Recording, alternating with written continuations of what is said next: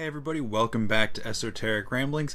I'm Jesse Arnold, and today I'm going to be giving you my reactions and I guess a little bit of a review of I believe it was the 2018 movie Sword of God.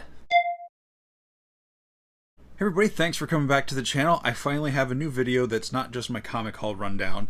It's not a toy review, but it is a movie review because I do those too, and it's been a while since I've done one and wanted to post something. It's also been a while since I've really watched something new. I did, since it's Halloween, of course, it's always time to watch scary movies.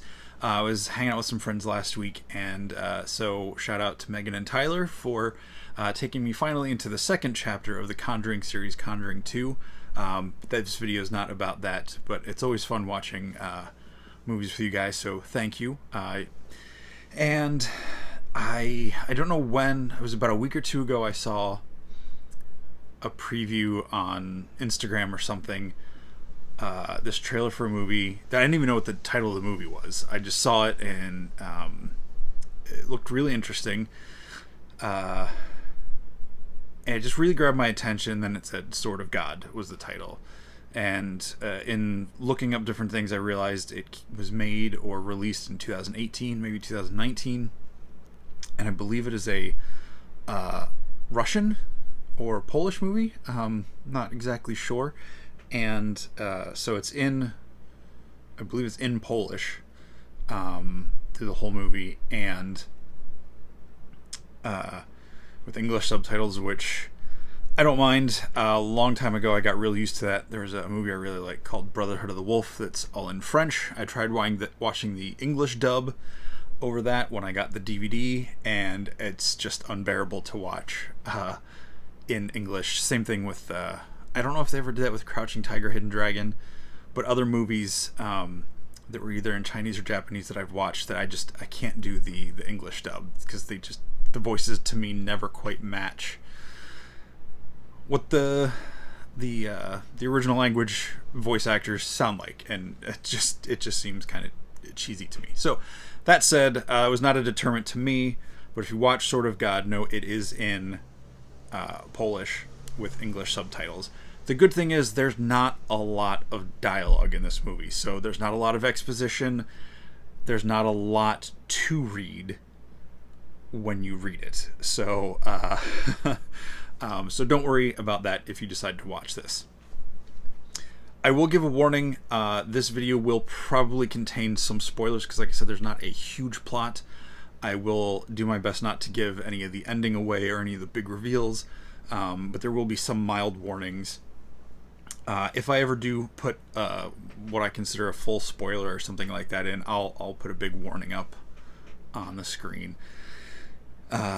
So I'm not even going to try to pronounce anybody's names who worked on this movie or is in it or directed it, because I won't get it right. And even if I listen to it, I will not pronounce it right. So look it up. It's on IMDb or wherever you look up movies, and you can see all the cast list and all of that. And I got it on Amazon Prime. I believe it might be available other ways, but that's where I got it. And I got it thinking, because the trailer, it showed, it looked like a horror movie, or at least suspenseful setting, and it definitely has some horror elements to it, but I would not necessarily call it a horror movie. I believe I read an interview online after I watched it, where the director or someone involved in it called it on the edge of horror, and I would definitely agree with that assessment. It's definitely on the edge of horror. There are definitely some visuals that are disturbing and intense, but it was not a horror movie per se. But the atmosphere, the way it was filmed, the sound effects, the soundtrack, all definitely felt like they would have belonged in a just full-on horror movie. So I guess that might be a little bit of a spoiler. It's not like a horror movie in that regards. So it's basically the story of these two different medieval knights who are tasked with reaching out and basically converting this small remote island that I'm assuming is somewhere in northern Europe or somewhere off the Baltic Sea. They never fully explain where they're from, other than a couple of the phrases they use referencing to, you know, the human language, as they're speaking Polish, as opposed to the villagers, the tribal folks that they meet, who I don't know if it's an actual language or if it's just gibberish. They did a very good job of conveying that it felt like a language, but the nice thing is they didn't translate what the tribe was saying to the audience. So the missionaries, the knights, they didn't understand what they were saying. So we didn't understand what they were saying. It was all through gesture and dialogue and context of what was going on in the scene. So yeah, so they're up there. You don't get like the full assignment mission. It just kind of starts off with a shipwreck and these guys washing up on shore and discovering what's going on. And it's a very, very atmospheric movie. Just the sound and the cinematography stays really close on people. There's definitely some wide vista shots of the landscape and things like that, but a lot of it is very focused on people. There's not a lot of huge crowd, like wide shots. It's really close up on people, almost as if you were there with them, with the camera in amongst what was going on. It was beautifully filmed. And again, like I said, the soundtrack and the score and the sound mixing was fantastic. The acting was fantastic. I've watched a couple other foreign movies like this that they get the point across what they're doing, but they're, you know, like other smaller movies like this had, I believe, like top-notch, you know, could contend with big-name Hollywood star caliber acting. So great job from the cast. So it's these two knights. They go to this village, and it's a pagan village, and, you know, they're kind of opposed to the Christians coming in and different things, and, you know, the two different men. It's largely, the plot isn't very complicated. It's largely about the two ideologies of the two different Christian knights and how they approach wanting to reach out to the people, which I haven't talked a lot about this in my videos, but I grew up in a fairly conservative home, and being a Christian is definitely a part of my life and who I am and what I believe. And I've gone on several trips when I was in high school to foreign countries to do missionary trips and different things. So this movie hit a lot of buttons I was not expecting to get hit, and it definitely addressed a lot of things in a way that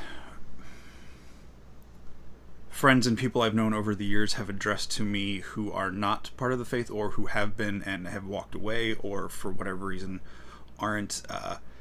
And it was things that, you know, on a conversational level I understood, but I feel like this movie really portrayed that very well.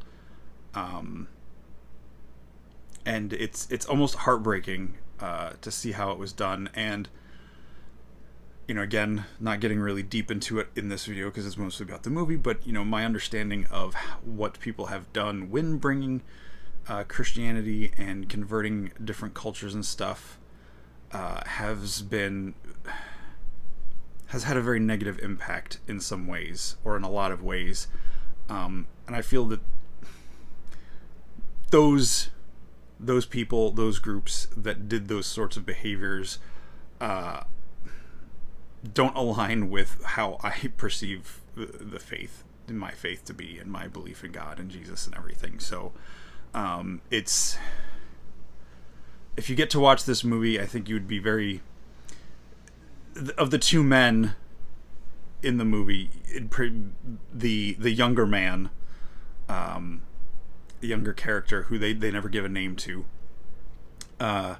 he definitely more, I feel, more aligned with how he behaves and conducts himself in this movie rather than the elder knight. And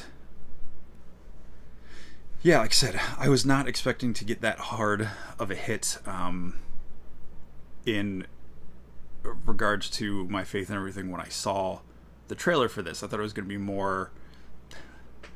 I've not watched the movie, but based on the trailer, I thought it was going to be more like medieval Green Inferno, where these medieval knights go north and they encounter this crazy, wild, savage tribe, and horrible things befall them.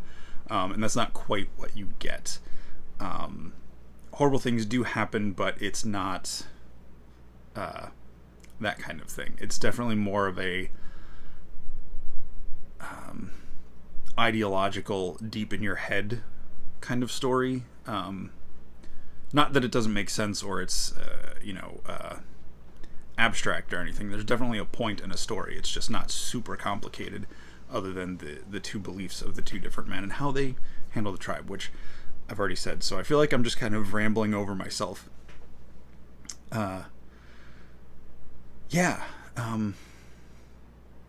I definitely recommend it. It is definitely not for children.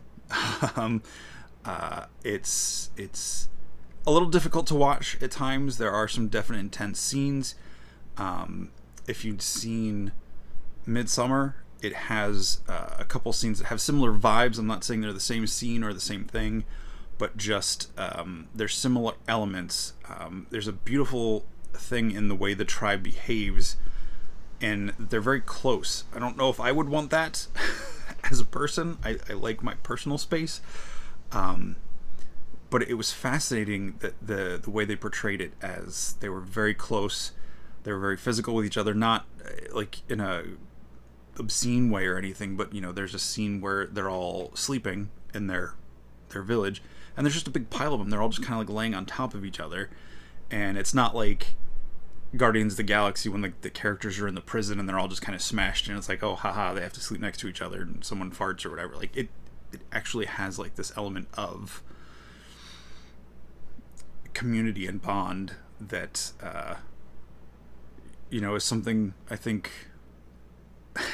especially in America we don't have with the people around us. I don't know my neighbors in the apartment next door to me, because they enter from the back, I come around the front. There's no real crossover with us, but I don't know them.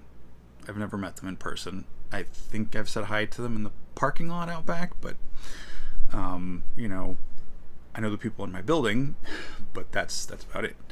So it's a beautiful movie. It's gorgeously filmed. The score and sound production is amazing. Great acting. So Sword of God. The original language was, I believe, the Mute. And after watching it, usually I defer to what the original title is, and I'm like, oh, they just dumbed it down for Americans. Because when the British movie came out, The Boat That Rocked, when they brought that over to America, they changed it to Pirate Radio, which it's what the movie was about, but I thought it was such a lame title, and especially the fact that they say it like a dozen times in the movie. So this movie, I do actually think Sword of God is a more appropriate title for the movie rather than The Mute. Not that The Mute is bad. I'm not judging the original intent of the creators, but I think for once I like the title switch. So, all right, I have rambled on so long. Sword of God on Amazon Prime, or I'm sure it's available through other forms as well. You can rent it or buy it, and yeah, Sword of God is really good. It's definitely creepy, eerie. It left me uneasy. I watched it in the middle of the day because I didn't know what I was getting into, but it's definitely worth checking out. And yeah, so if you watch it or have seen it, let me know in the comments. Try not to spoil anything for anyone who has not watched it yet. But there it is. That's my ramble for today. I will be back later this week with, of course, my comic haul review and hopefully some other things for you. I've been working on an art project for a friend, so I'm trying to get that done so he can have it done and I can get on to doing some other things. So hopefully I'll be back with more videos, more comic stuff, more toys, more movies, more whatever. And I will do a tour of the apartment before I put up my Christmas decorations. So there it is. All right. Thank you very much for watching. Hit that subscribe button. Leave a comment. I want to know. I like a couple of you have been commenting lately. I've been enjoying interacting with you and checking out your pages. So yeah, that's it. Ramble over. I'm done. I'm going to stop talking eventually. Thanks for watching. See you next time.